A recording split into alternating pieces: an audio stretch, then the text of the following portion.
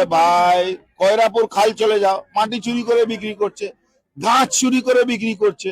এই পার্টিটাই তো চুরি করার পার্টি, সবটাই তো চুরি। আর কি কি চুরি করবে দাদা? আর কি কি চুরি করবে? রক্ত চুরি করবে। এই সেবা আশ্রয় নামে এই রক্ত চুরি করবে। সেবা আশ্রয় ভাবুন, হসপিটাল নেই, হাঁটি super specialist hospital.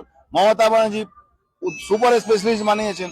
Golghar hospital super specialist hospital, JNU super specialist hospital.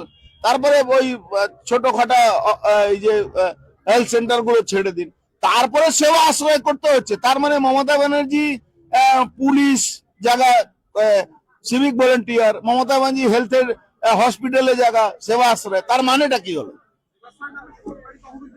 সেবা আশ্রয় নামে মানুষকে বোকা বানাবার আবার একটা চেষ্টা। মমতা বাংলার মেয়েকে চাই স্লোগান দেওয়া ছিল, দুয়ারে সরকারের স্লোগান দিয়ে যত ওই ওবিসি করে মুসলমানদেরকে চাকরি দেওয়া।